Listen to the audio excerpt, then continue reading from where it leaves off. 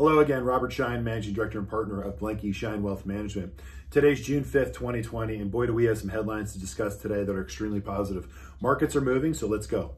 The headline of the day right now is unemployment rate. So, analyst estimates, or all the experts out there, all the gurus, were expecting a net loss of 7.5 million jobs for the first 2 weeks of May, so the May jobs report. Actually, what was reported today is a net positive 2.5. So instead of losing, we actually gained. The economy is reopening. We're seeing those businesses taking the stimulus, the Paycheck Protection Program, and they're using that to rehire. And we also know that, as I pointed out, this is an indication of retail sales. So this was a flat line, and then across the country, retail sales started increasing. And that just shows different cities, states around the country that have been reopening. What's interesting about this, and when I put this up here, this was a few weeks back. It was a report of May and early May. So May 4th and May 18th. And this is showing Naples and Tampa and Cincinnati and all the different signs of life in those little economies. Well, if those stores reopen, they have to rehire. And that's why the unemployment rate, and that's not 19% of what was expected by Wall Street, is actually now down to 13.3%. So we've reversed this trend, right? These are important trends in unemployment. And hopefully it's a long-term trend of unemployment persistently now going sort of down on the unemployment rate and employment reopening America. That's extremely important. I think with the factors that I keep pointing to is monetary and fiscal policy work together. And that was critical. I learned a lot about that in my time at Wharton Business School. And all they kept talking about is monetary and fiscal policy and economics, from very basics to very advanced. And what we've seen is a huge case study right now that could be made, and history will show and prove as to the response, the timeliness, the magnitude of what they've done. And they worked in concert in such a quick fashion that we really are seeing a V-shape at least in the markets. Now we want to see it in the economy. But this is actually the first indication that, employment is so huge to getting us right back on the track. Now, we've lost some jobs and we're going to continue to lose some jobs. And that's part of the process. I think government sector lost 600,000 jobs in this employment report. So there's still some contraction, and that might not be a bad contraction in the government area where we're losing jobs. We're actually gaining jobs in places that you need to see, like restaurants and hospitality. And I know that Vegas just opened this week. So that's not even in the report. New York and California are still shut down to some extent. That's not in this report. So Wall Street is looking through the headlines and seeing that, wait a minute, you got California, the 5th largest economy in the world, that's still realistically shut down. I mean, I think they just opened up hair salons, maybe this week, maybe next week.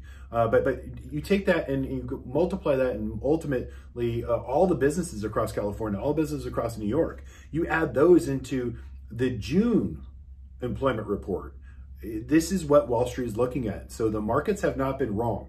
They've followed the path of monetary policy, fiscal policy, providing a backdrop. Fiscal policy put money in the hands of Americans, as I talked about this. This is critical, the M2 money supply.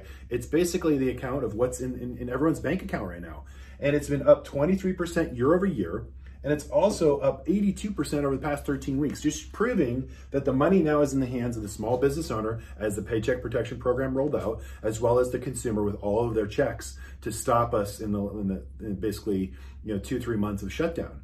So that's critically important. We'll find out, time will show, but right now is a good day because we're turning the corner, hopefully, but this is a significant report for the U.S. economy. So my final topic is U.S. and China again. It's a war of headlines, okay? And I want to, as I've reported in my daily updates, I'm going to go back to May 21st. I had a daily update video on May 21st, and I addressed the U.S. China, and I basically said, we talked about on that day, China threatens to basically delist their companies on NASDAQ. I had another daily update on June 2nd. China threatens not to purchase the trade deal, right? They wanted to pull out the trade deal. That was over the weekend. And Monday morning came and they bought soybeans and agriculture. So even though all of the headlines over the weekend were extremely negative this past week on the US-China trade deal, we go to, and I talked about it, watch the actions, not the words. Watch the actions, not the rhetoric, the headlines. The market's watching this very, very, very closely, as we are. You want to watch actions, not headlines, not words, right? So I keep bringing this up, but there's a pattern of behavior. Even June 4th and 3rd and 4th of this week, China threatens, to pull out of U.S. and not let U.S. airline carriers. Then U.S. did the same thing to China, and then China reversed course in the course of a 48-hour news cycle. So it really is turning out to be a war of words, and that's a good thing, a net positive, another underpinning of the market right now, not overreacting, because the headlines that keep talking about this negativity that's playing out. And yes, this could turn on a dime. So China and US could change that relationship on a dime, and almost they're provoking each other. But like kids right now on a schoolyard right now, it's continuing to be, at this moment in time, still words. I mean, we've got a pattern of behavior here that's just words, okay? And so it needs to stay like that versus any economic, additional tariffs or pulling out of the trade deal. So we're gonna keep monitoring that, watching that. But as of right now, the headlines, read the actions, or watch the actions, not the headlines. So that's it. Have a great weekend. Stay healthy, stay safe.